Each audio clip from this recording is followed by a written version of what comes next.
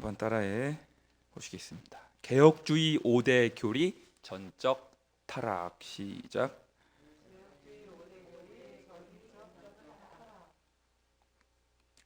저는 지난 주일에 우리 개혁주의 교회, 칼빈주의 교회, 장로교 교회의 신학과 교리를 대표하는 개혁주의 5대 교리 혹은 칼빈주의 5대의 교리를 소개해 드렸습니다. 복습해 보면 다음과 같습니다. 지난주에 기억하시죠? TULIP, 튤립, 네덜란드의 꽃인 TULIP, 튤립은 꼭 기억해 주십사 하고 제가 부탁을 드렸습니다. T는 total depravity, 전적 타락. U는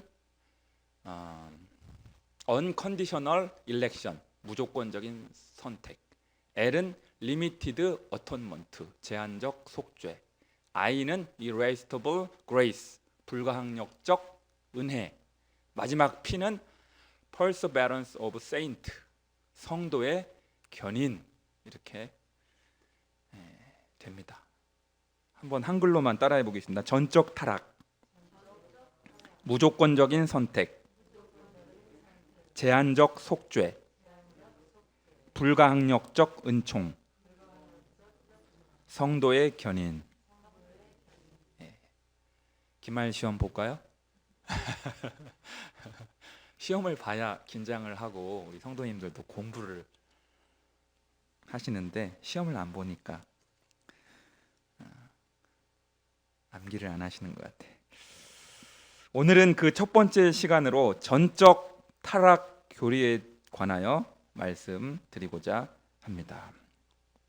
방금 읽었던 그 로마서 5장 12절만 한번 떼어놔 주시겠습니까?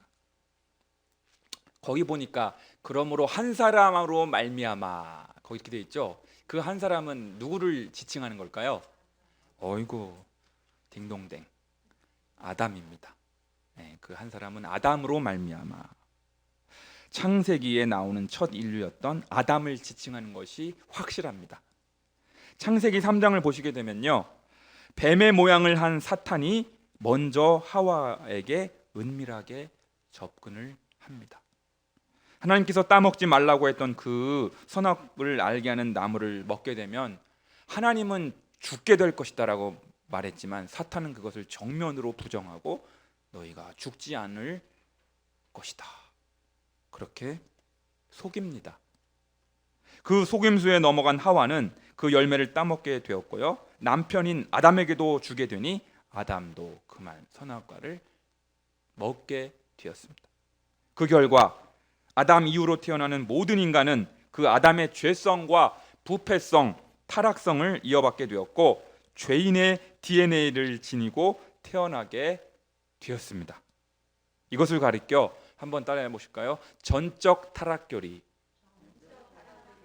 전적 부패교리, 원죄교리, 다 같은 말이에요, 여러분. 어떤 사람은 전적 타락교리, 어떤 사람은 전적 부패교리, 또 어떤 사람은 원죄교리, 또 줄여서 원죄론이라고도 합니다. 원죄론, 원죄교리, 전적 타락교리, 전적 부패교리, 다 같은 말입니다. 그러니까 인간은 태어날 때부터 엄마 뱃속에서부터 잉태될 때부터, 출산하게 될 때부터 죄인으로, 죄성을 가진 사람으로 태어나게 된다는 것입니다. 우리가 이 교리를 접하게 될 때 반드시 나오는 질문이 있습니다, 여러분. 이 교리를 공부할 때 거의 자동적으로 나오는 질문이 있어요. 아니 목사님, 잘못을 한 사람은 아담인데 그 아담 한 사람 때문에 모든 인간이 죄의 멍에를 메고 죄인으로 이렇게 취급을 당해야 한단 말입니까? 아니 죄를 진 사람은 아담이니까 아담만 죄값을 치르면 되지, 왜 애꿎은 우리들까지 이렇게 연좌제를 적용해서 우리도 죄인 취급 당해야 되고 죄값을 당해야 됩니까? 이거 억울하지 않습니까? 아니 고작 과일 하나 따먹은 것 가지고 하나님 너무하는 거 아닙니까? 이거 너무 가혹한 것 아닙니까? 반드시 이 질문이 나오게 되어 있어요. 우리 지성이, 지원이 같은 우리 청소년들. 질문 안 하는 사람이 이상한 거예요. 이건 안 하는 사람이. 여러분, 아담의 범죄로 인하여 온 인류가 죄의 그림자에 덮이게 된 것은 결코 억울한 일이 아닙니다. 무슨 연좌제도 아닙니다.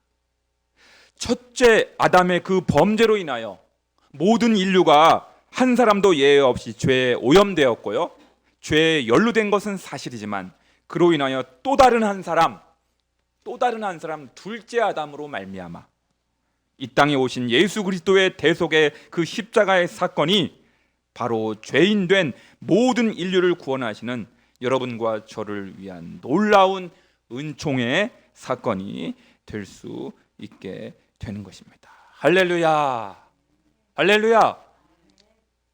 고개를 들고 저를 한번 따라해 주십시오. 첫째 아담 때문에 죄인이 되었지만 둘째 아담 때문에 의인이 되었습니다. 할렐루야. 이게 복음인 거예요, 여러분. 그리스도 교회 복음입니다. 생명의 복음, 은혜의 복음, 구원의 복음이 될 수 있는 것은 그 아담이 죄인으로 정죄되었기 때문에 둘째 아담이신 예수 그리스도의 대속의 사건이 우리의 전 인류를 위한 구원의 사건, 은혜의 사건, 생명의 사건, 그래서 복음이 될 수 있었던 것입니다. 그러한 놀라운 복음의 감격을 하나님께서 로마서 5장 17절을 통하여 우리에게 감격적으로 선포하고 계십니다. 여러분 17절만 한번 띄어나 주시면 너무나 이게 여러분 복음이에요. 로마서 5장 17절 이 한 구절이 우리에게 복음인 거예요. 시작. 한 사람의 범죄로 말미암아 사망이 그 한 사람을 통하여 왕노릇하기는 했지만은 더욱 그 은혜와 의의 선물을 넘치게 받는 자들은 한 분 예수 그리스도를 통하여 생명 안에서 왕노릇하리로다. 아멘. 아멘. 아멘. 이 구절을 세번역 성경으로 다시 한번 들려드리겠습니다. 아담 한 사람의 범죄 때문에 그 한 사람으로 말미암아 죽음이 왕노릇하게 되었다면 넘치는 의의 은혜와 의의 선물을 받는 사람들은 예수 그리스도로 한 분으로 말미암아 생명 안에서 왕노릇하게 되리라는 것은 더욱더 확실합니다. 할렐루야. 그러니까 여러분 주변에 그렇게 억울해하는 사람이 있으면 꼭 설명해 주세요. 로마서 5장 17절 가지고 이거 연좌제 아니다, 이거 억울한 일 아니다. 바로 그 첫째 아담의 범죄로 말미암아 죄인 되었지만 둘째 아담이신 예수 그리스도로 말미암아 우리가 정죄함 받았던 우리가 죄사함을 받게 되었고 의인의 신분으로 변모되어서 이제 그리스도 안에서 우리는 왕노릇하는 놀라운 존재로 변화되었다. 이게 복음이다. 여러분도 설명하실 수 있으시겠죠? 아멘. 이제 이 전적 타락교리, 전적 부패교리, 원죄 교리에 기초하여 이 교리가 우리의 삶 속에 실제적으로 무엇을 의미하는지를 적용해 보도록 하겠습니다. 이제 구체적으로 우리의 삶 속에 적용해 보도록 하겠습니다. 첫 번째로 따라해 보실까요? 내 힘과 노력으로 나를 절대로 구원할 수 없습니다. 여러분, 이것이 기독교인데요.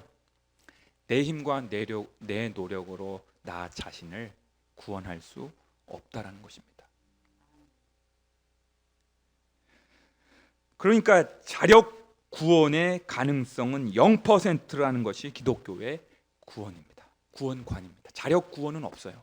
내 힘으로, 내 능력으로, 내 노력으로, 내 지식으로, 내 경험으로, 내 학문으로, 나의 연륜으로 나를 구원시킬 수 없다.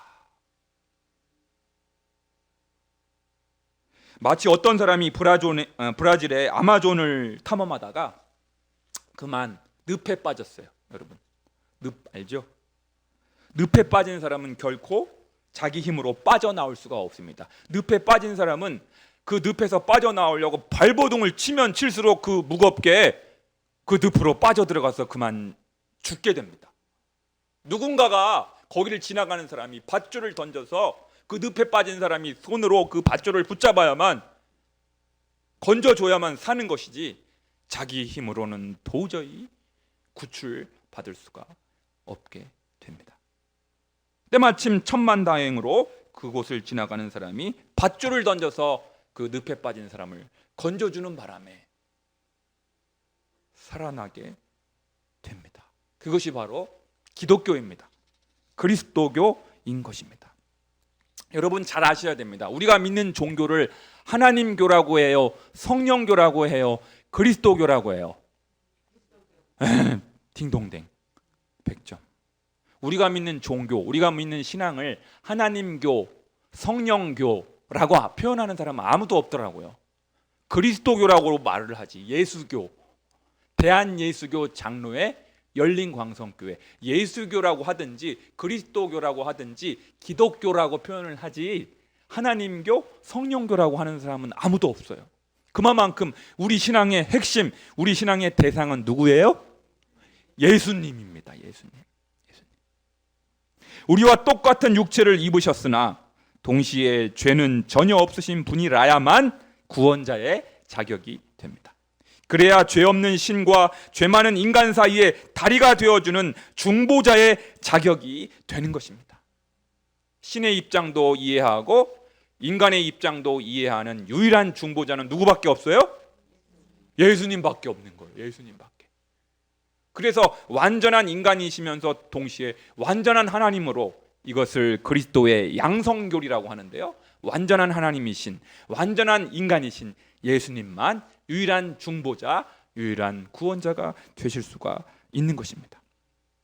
그래서 죄와는 도저히 어울릴 수 없는, 그래서 죄의 대가를 반드시 처리해야 하는 하나님의 공의를 만족시키시고 동시에 그러나 그 죄인된 인간을 너무도 사랑하시기에 죄 없는 예수님을 죽게 하심으로 말미암아 그 하나님의 사랑이 십자가에 나타나게 된 것입니다. 그래서 기독교를 은혜의 종교라고, 은총의 종교라고 말하는 것입니다. 따라해 보실까요? 나의 나 된 것은 오직 하나님의 은혜로라. 할렐루야. 다시 한번. 나의 나 된 것은 오직 하나님의 은혜입니다.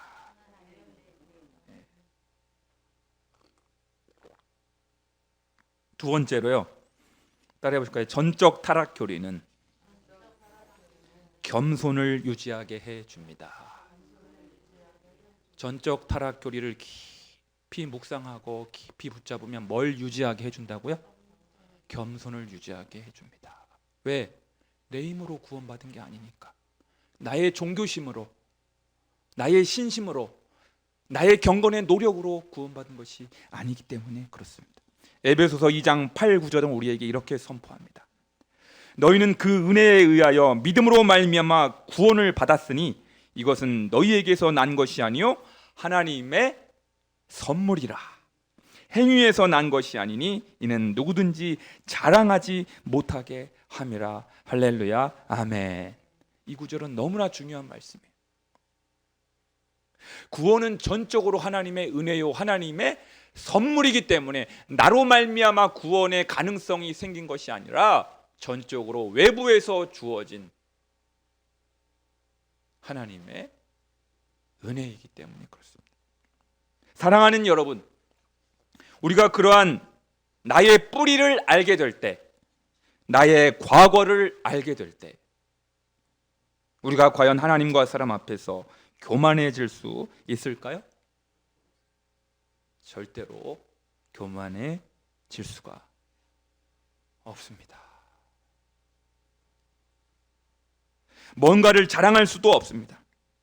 왜냐하면 내가 구원을 받게 되기까지, 내가 하나님의 자녀가 되기까지 나의 편에서 보태드린 것이 전혀 없기 때문입니다. 내가 조금 1%라도 보태드린 게 있으면 나도 좀 주장할 게 있고 내세울 것이 있을 텐데, 내가 구원함을 받기까지 나로부터 말미암아 나온 것은 하나도 없고 외부에서 전적으로 하나님의 은혜로 주어진 선물이 구원이기 때문에 자랑할 것이 없는 거예요. 자랑할 것이, 공로를 내세울 것이 없는 거예요.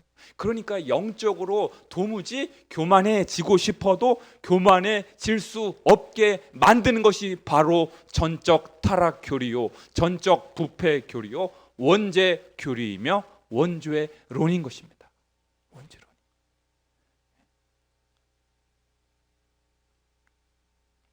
그런데요, 우리가 신앙의 연조가 오래되면, 무거운 직분을 받으면, 봉사를 많이 하면, 헌금을 많이 하면, 교회 개척 멤버가 되면 자꾸 공로 의식이 올라올 때가 있습니다. 공로 의식이 올라와요. 여기까지 올라와요. 여기까지. 어깨에 힘이 들어가고 목에 힘을 주기 시작합니다. 교회에서 발언권이 점점 세지게 됩니다. 이때가 정말 위기임을 알아야 합니다. 다시금 우리를 돌아봐야 합니다. 내가 어디서 어떤 상태에서 구원을 받았는지를 절대 망각하지 않는다면 우리는 결코 영적으로 교만해지지 않게 됩니다. 그래서 여러분, 이 전적 타락 교리, 전적 부패 교리, 원죄의 교리를 깊이 묵상하고 깊이 공부하는 사람은요, 절대로 교만해질 수가 없어요. 절대로 교만해질 수 없어요.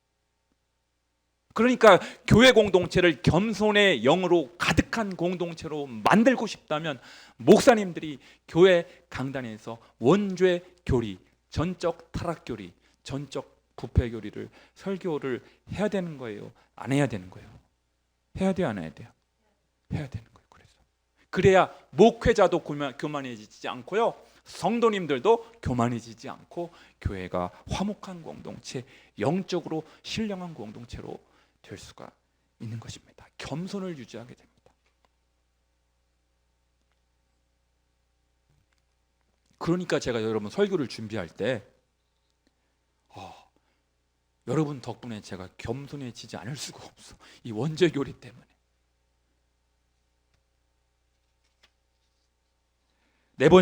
세 번째로 따라해 보실까요? 오직 보혈의 공로만을 찬양해야 합니다.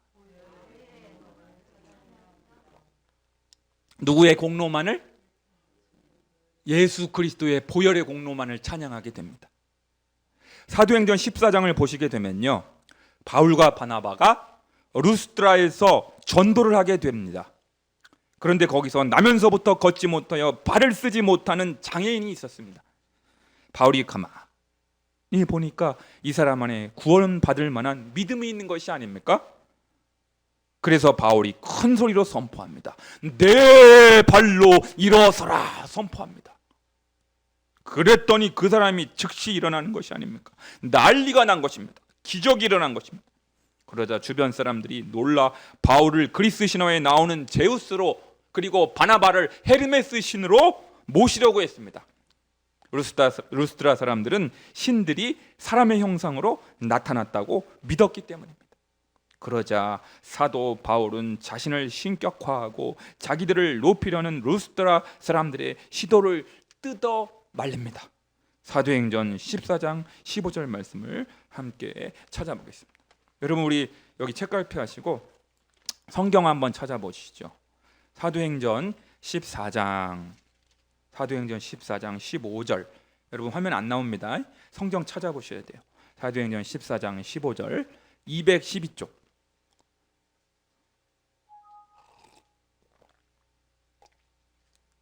사도행전 14장 15절 시작. 이르되 여러분이여 어찌하여 이러한 일을 하느냐? 우리도 여러분과 같은 성정을 가진 사람이라. 여러분에게 복음을 전하는 것은 이런 헛된 일을 버리고 천지와 바다와 그 가운데 만물을 지으시고 살아계신 하나님께로 돌아오게 함이라. 아멘. 여러분, 왜 기적에 주목하십니까? 왜 이적에 주목하십니까? 왜 내가 성령의 능력과 은사를 다른 사도들보다 많이 받은 사람처럼 나를 주목하십니까?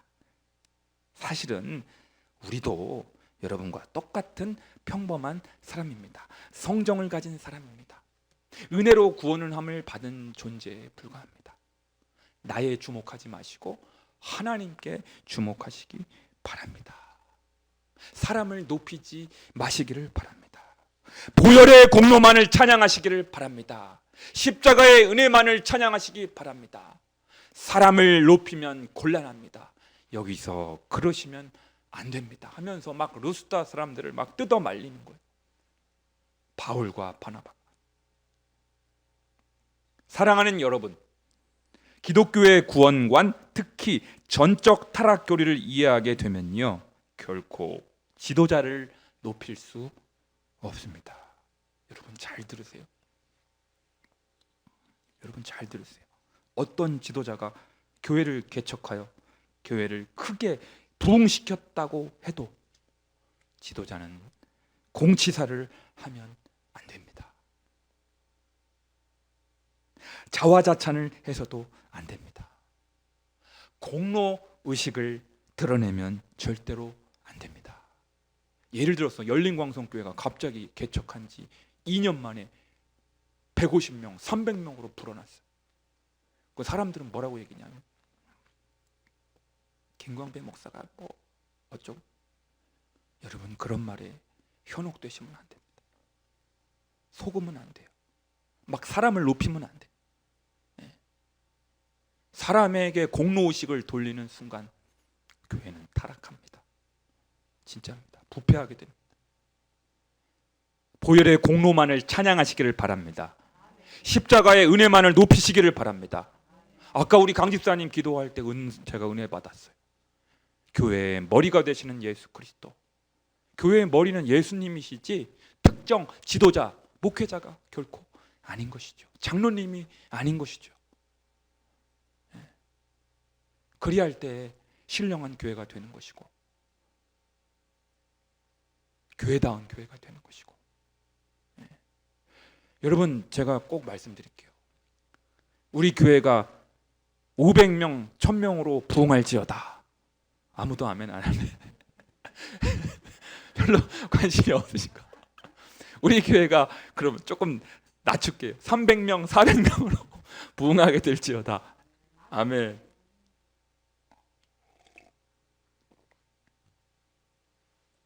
사람을 높이지 마시기를 바랍니다. 목회자 교만해집니다, 여러분. 담임 목사가 교만해지면 성도들 손해요, 이익이요? 아주 철저한 손해인 거예요. 목사가 교만해지는 순간 교회는 타락하게 되고 그 피해는 고스란히 교인들에게 돌아가는 거예요. 그 피해는 절대로 사람을 높이면 안 돼요. 사람 자랑하면 안 됩니다. 어떤 교회 지도자가 성령의 은사를 많이 받아서 치유, 방언, 축기 많은 능력을 행한다고 하더라도 지도자에게 열광하면 안 됩니다, 여러분. 왜냐하면 그도 역시 타락한 한 인간에 불과했는데 그저 하나님의 도구로, 구원의 도구로 쓰임 받고 있는 것에 불과하기 때문입니다. 원래부터 영적으로 등급이 나눠 있는 것이 아니에요. 여러분 주변에 영적으로 무슨 등급이 있는 것처럼 A급 그리스도인이 있고 B급 그리스도인이 있고 C급 그리스도인이 있는 것처럼 그렇게 등급을 나누는 풍조에 대해서 경계해야 합니다. 그런 거 없습니다, 여러분. 인간은 다 타락했어요. 은혜로 구원받는 거예요. 네 번째로 따라해 보실까요? 세상에 예수님이 필요 없는 인생은 없습니다. 누가 필요 없는 인생? 예수님이 필요 없는 인생은 없습니다. 사랑하는 여러분, 아담의 타락 이후 모든 인간은 죄에 갇히게 되었습니다. 부패한 죄성을 가지고 태어나게 되었습니다. 그래서 기독교는 성선설이 아니라 성악설을 채택하고 있는 것입니다. 여러분 기독교가 성선설이에요, 성악설이에요? 성악설이요. 죄인으로 태어날 때부터 죄인이에요. 어떤 사람은 학교에서 그렇게 가르치죠. 인간은 태어날 때 하얀 백지장과 같다고, 깨끗하다고. 근데 친구 잘못 사귀어가지고 그렇게 죄졌다고. 아니에요. 아니에요. 깨끗한 백지장처럼 태어나는 것이 아니고 친구 잘못 만나가지고 그런 것이 아니고 이미 태어날 때부터 더럽혀진 채로 부패한 채로 죄성을 가지고 타락한 모습으로 태어납니다. 그러므로 살아있는 남녀 인간에게 가장 시급한 필요는, 가장 절박한 일은 예수 그리스도의 복음을 듣게 하여 말씀과 성령 안에서 거듭나게 하는 일입니다. 믿음은 들음에서 나며 들음은 그리스도의 말씀으로 말미암기 때문입니다. 그렇습니다. 남녀, 노, 소, 빈부, 귀천을 막론하고 예수 그리스도의 복음이 필요 없는 인생은 단 한 사람도 없습니다. 저를 따라해 주시겠습니다. 왜냐하면 예수님은 의인을 위하여 오신 분이 아니라 죄인을 불러 회개시키러 이 땅에 오신 분이시기 때문입니다. 예수님이 죄인을 위하여 이 땅에 오셨다는 말씀은 예수님이 필요 없는 인생은 한 사람도 없다라는 말씀입니다. 할렐루야. 왜냐하면 모든 사람은 태어날 때부터 전적으로 부패하여 타락하여 죄성을 가지고 태어났기 때문에 예수 그리스도의 복음이 필요 없는 인생은 단 한 사람도 없다라는 사실입니다. 특히 이 시간 가정의 달 5월, 소위 신앙이 좋은 부모님들에게 제가 도전합니다. 부모가 목사라고 하여, 부모가 장로라고 하여, 부모가 사회에서 존경받는 위치에 있다고 하여 자녀들에게 자동적으로 구원이 보장되는 것이 절대 아님을 알아야 합니다. 여러분, 오히려 성경을 보면요, 구약을 보면 남유다의 히스기야라는 아주 경건한 왕이 있었습니다. 그런데요, 그 아들이 누구냐면 므낫세라고 하는 엄청난 악한 왕이 아들로 태어났어요. 여러분, 이렇게 경건한 히스기야 왕 밑에서 그렇게 사악한 왕이 어떻게 태어날 수가 있었을까요? 구약의 사무엘은 훌륭한 사사요, 예언자로, 선지자로 쓰임을 받긴 했지만 그만 홈니와 비느하스라는 아주 불경건한 아들을 배출하고 말았습니다. 그러니까 부모가 목사라고 해가지고, 부모가 아주 장로라고 해가지고 아들, 딸들 신앙생활 잘하겠지, 너무 낙관적으로 있으면 안 됩니다. 자기 조상 중에 순교자를 배출했다고 해서, 자기 집안이 목회자 집안이라고 해서 자녀들이 자동적으로 거듭나는 것이 아니라 우리는 하나님 앞에서 단독자로 진지하게 서야 합니다.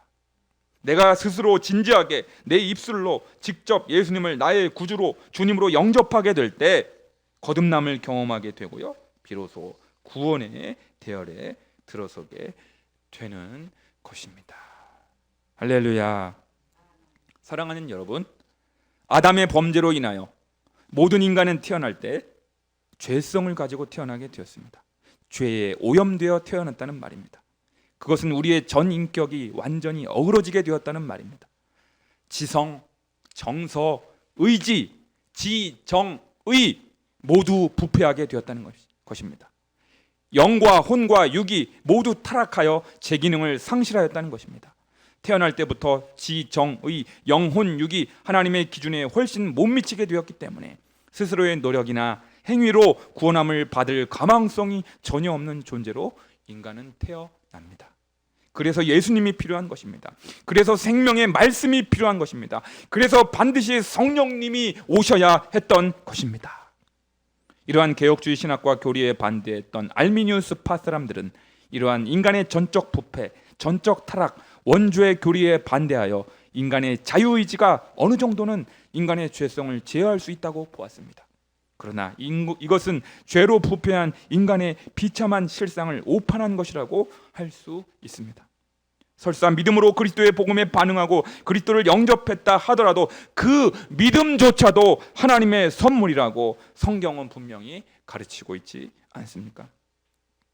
사랑하는 열린광성의 지체 여러분, 우리 이제 우리 주변을 돌아보십시다. 여기 나름 법 없이 살아도 될 만큼 양심적이고 매우 도덕적인 사람이 있다고 칩시다. 여기 있어요, 여러분. 법 없이도 살 만큼 아주 양심적이고 도덕적인 사람이 있다고 여러분 칩시다.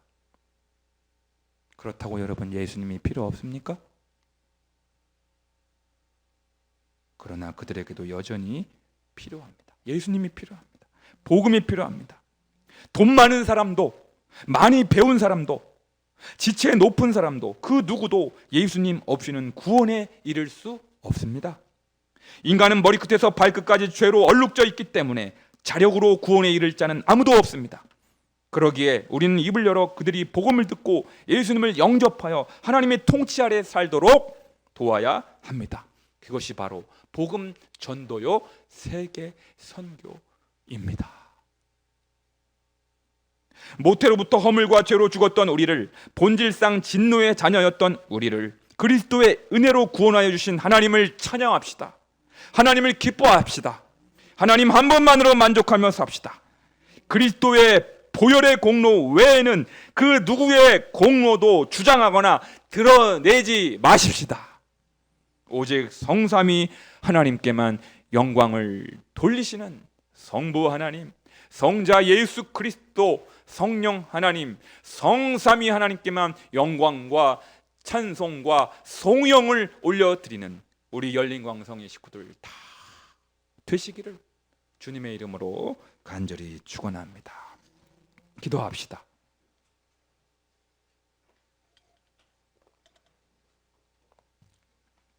거룩하신 아버지여, 우리는 모태로부터 어머니의 뱃속에서부터 이미 죄인으로 태어나는 존재들입니다.